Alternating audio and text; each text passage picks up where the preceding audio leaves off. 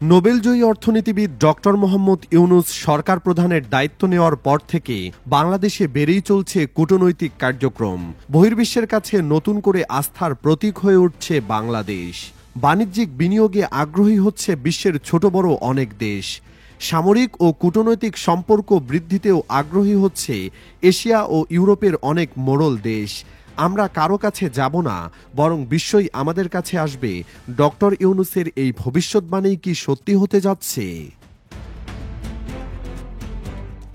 ক্ষমতাচ্যুত স্বৈরাচারী হাসিনার শাসনামলে নিজের দেশেই এক ধরনের কোণঠাসা হয়েছিলেন নোবেল লরিয়েট ডক্টর ইউনূস। তিনি এবং তার প্রতিষ্ঠা করা প্রতিষ্ঠান গ্রামীণ ব্যাংকের নামে বেশ কয়েকটি প্রতিহিংসামূলক মামলা দায়ের করা হয়েছিল।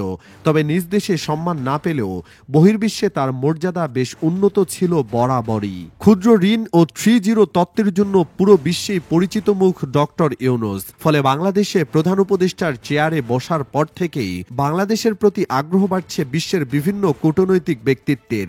গত সেপ্টেম্বরে জাতিসংঘের সাধারণ পরিষদ অধিবেশনে বিশ্বের অনেক দেশের কূটনীতিবিদদের নজর কাড়েন মোহাম্মদ ইউনূস। আমেরিকার তৎকালীন প্রেসিডেন্ট জো বাইডেন সহ বিভিন্ন গুরুত্বপূর্ণ ব্যক্তিবর্গের সাথে বৈঠক অনুষ্ঠিত হয় প্রফেসর ইউনূসের। তারপর থেকে বাংলাদেশ সফর করেছেন অনেক কূটনৈতিক ব্যক্তিবর্গ। ইতিমধ্যে বাংলাদেশ সফর করে গিয়েছেন ইউরোপীয় ইউনিয়নের কমিশনার। রোহিঙ্গা সংকটে ইউরোপীয় ইউনিয়নের সহযোগিতার আশ্বাস পাওয়া গিয়েছে প্রধান উপদেষ্টার বৈঠকে। চলতি বছরই রোহিঙ্গা সমস্যার সমাধানে আন্তর্জাতিক সম্মেলনের ডাক দিতে যাচ্ছেন ডক্টর ইউনূস। এ বিষয়ে সম্প্রতি বৈঠক হয় জাতিসংঘের রিফিউজি বিভাগের প্রধানের সাথে।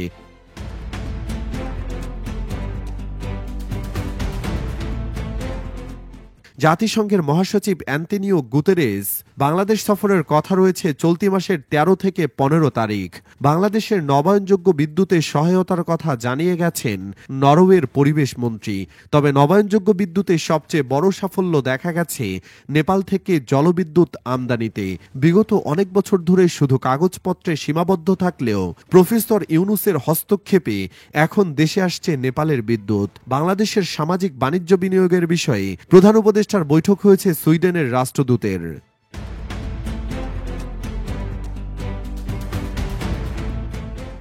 এছাড়াও তুরস্ক, জার্মানি, পর্তুগাল, রাশিয়ার মতো দেশগুলোর রাষ্ট্রদূত গুরুত্বপূর্ণ ব্যক্তিবর্গের যাতায়াত বাড়ছে প্রধান উপদেষ্টার বাসভবনে। বাংলাদেশের সামরিক ও কৌশলগত খাতে বিনিয়োগে আগ্রহী হচ্ছে অনেক দেশ। পাকিস্তানের সাথে উন্মুক্ত হচ্ছে সম্ভাবনার নতুন দ্বার। চীনের সাথেও বাড়ছে কূটনৈতিক সম্পর্ক। দীর্ঘদিন ধরে চলে আসা উন্নয়ন সহযোগিতায় নতুন পথ খুলে দিচ্ছে তিস্তা মহাপরিকল্পনা। ইন্টারনেট জগতে বড় ধরনের পরিবর্তন আনতে প্রধান উপদেষ্টার নিয়মিত যোগাযোগ হচ্ছে স্টারলিংকের প্রতিষ্ঠাতা ইলন মাস্কের সাথেও। তাই বাংলাদেশ বিশ্বের কাছে যাবে না, বিশ্বই যেন আসে। প্রধান উপদেষ্টার এ উক্তি এখন শুধুই ভবিষ্যৎবাণী নয়, বরং বাস্তব হয়ে ধরা দিয়েছে বাংলাদেশের ভাগ্যে।